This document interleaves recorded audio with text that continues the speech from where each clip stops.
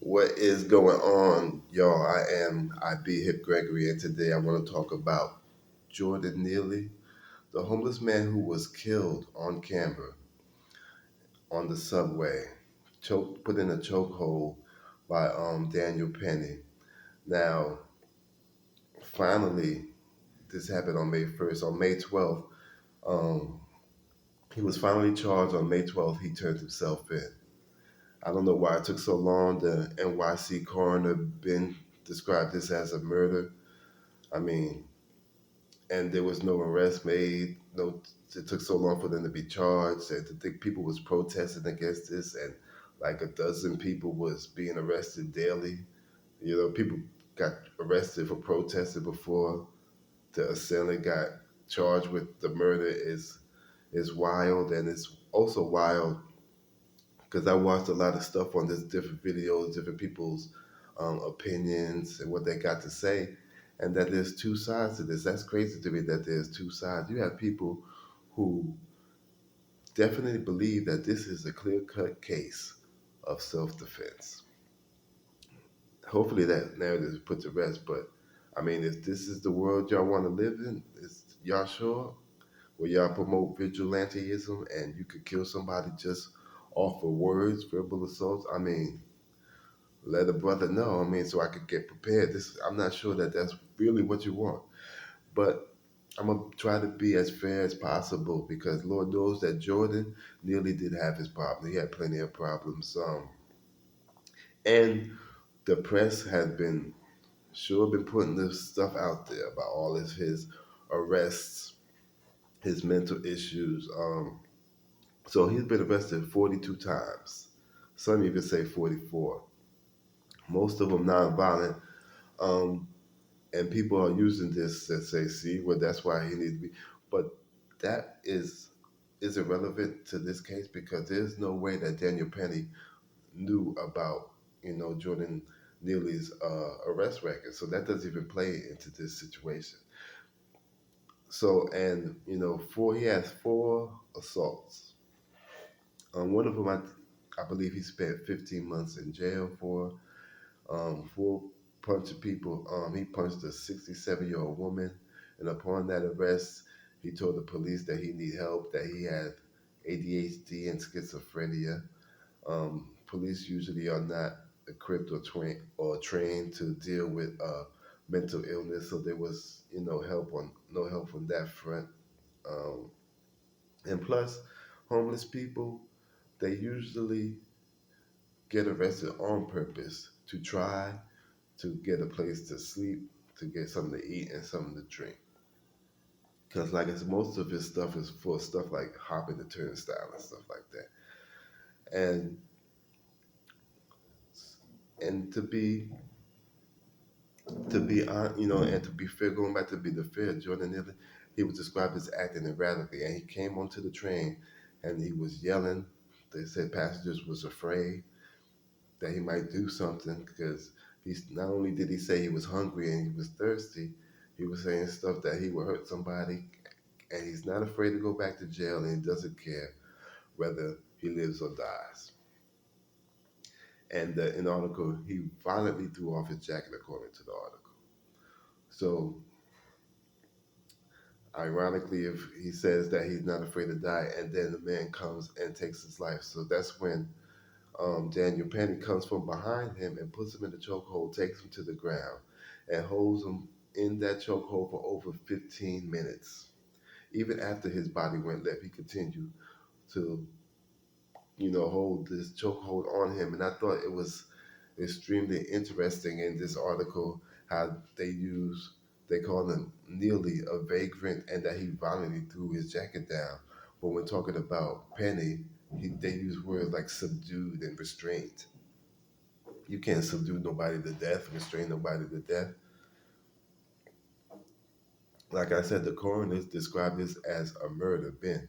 So we know what this is, and you know, nearly plenty of problems.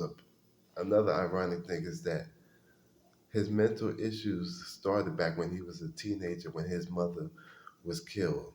She was strangled by her boyfriend and found in a suitcase in the Bronx. And not only on top of this, that the murderer decided to represent himself in court. And so when Neely took the stand, he actually spoke to the man who murdered his mother. And the man would use third person, and Neely would be like, no, you did this. So, and that was apparently the beginning of his depression and his mental decline. And, to be totally fair, Neely's mental issues seemed to be getting worse, and he seemed to be getting more violent, in his later state recently. You know, he was in this program where they was supposedly to get help and take stuff off his record, and he would have a place to live. He just had to promise to stay off the drugs and stuff. And 13 days into this program, he left. So, um, and the response by people, by the politicians, because New York, there's a lot of Democrats in New York. There's a lot of liberals, and they seem awfully quiet during this time. Um, AOC, she's been vocal, but that's pretty much it.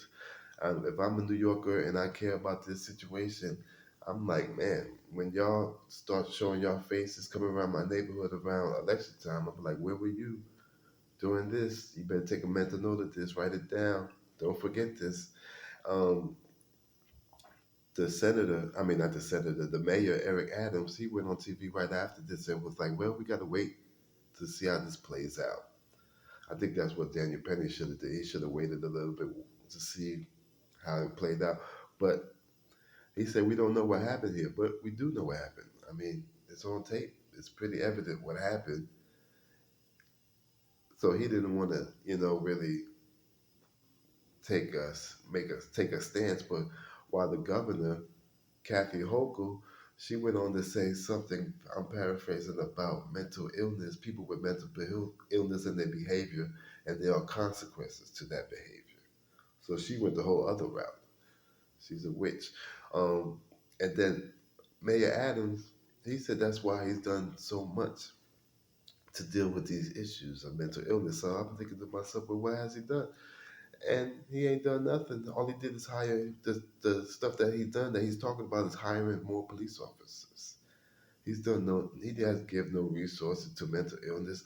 Matter of fact, civil rights groups have condemned his actions, because it's illegal to sleep in the subway now. They're basically just pushing homeless people where you can't stay here, just move it, kick the can down the road, so to speak. Not dealing with the issue, just pushing it off to somebody else. And people with mental illness are 16 times more likely to be killed by police than those people without mental illness. And ironically, with all the police officers that he hired, not one of them was on the scene that could have intervened, that could have stopped this. If a police officer shows up, I mean, because 15 minutes, supposedly he was trying to restrain him until the police came. Police never didn't get there. No one came in over 15 minutes. If someone would have got there, Jordan Neely may be alive. It's, I mean, this is troubling to me. Um, and you got people out there who saying that a chokehold. One person said a chokehold usually isn't lethal. Well, if you hold it for 15 minutes and press your squeeze against the windpipe. And that's another thing. Daniel Penny was a Marine, so obviously trained in combat. So I think he knows what he's doing. But I saw a Marine saying that there is the technique that they teach in the Marines is they call it a blood choke, where you cut off the something artery or something, and the person usually passes out in 8 seconds, which is pretty safe to the person. Well, he didn't pass out in 8 seconds, obviously. 15 minutes. Um, and the key thing he said is not to squeeze the windpipe. Obviously, Penny squeezed against the windpipe. He held it for 15 minutes. A woman said to said that Neely defecated and you're gonna kill him. You don't want to catch a murder charge. And Penny acknowledged it and said that the stain was old and continued to hold on to the chokehold. He held on to the chokehold for almost a minute after, they say 50 seconds after um, Neely went limp. And I think you should get the other, I think he had it accomplished by the black man that was holding Neely's arms, who um, who couldn't even attempt to try to put some space between the man's arm and his windpipe so that he could breathe. People claiming that some people saying that he's a hero. You have to, and maybe Patty didn't mean to kill him, but this is at the least this is excessive and reckless. You know, a statement came out for Penny either with his family or his representation saying that Penny did not mean to kill him. Okay, well, but you did kill him, and even in that statement, you're admitting that you killed him. Not that we needed that; it's on videotape, but you admit that you killed him, and it's time to own up to that, as you know, as he did. I mean, charges he turned himself in, and but this is crazy. And I heard someone say, "Well, what was he supposed to do? Wait till Neely did something violent?" But what he could have did was attempt to de-escalate the situation. You know, he the one that took it to the next level. Um, you know, people who are focusing on calling Penny a hero, they dwell on the part where he said that he was ready to die and that he was ready to go to jail, completely glossing over the hungry and the thirsty part. Maybe, just maybe, if someone would took another approach and said, "What, you're hungry? I can help you out with that. Here's a couple dollars, or I can take you to get something to eat. I got something right here." This is a whole totally different situation.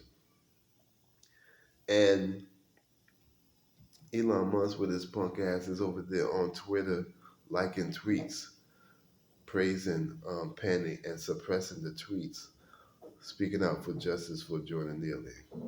Freedom of speech, my ass. Do you know that um, once Musk bought Twitter, the use of the N word has gone up 500%. Um, Slurs against Jewish people has gone up 81%. I think nearly, people don't seem to care about people. You know, I thought after the pandemic, people will be more compassionate to homeless people, like, 'cause it could happen. I mean, how many paychecks away are you from being homeless? But it seemed like this man had three strikes. He was homeless, he was mentally ill, and he was black. Because to me, to choke someone for 15 minutes, that shows you really don't care if he lived or died. This this man tweeted that saying that if Penny would have choked out a dog, the whole world would have been outraged, and he would have been charged immediately. All his information would have been put out there. And sadly, I agree. I mean, justice for Jordan Neely. Later, peace.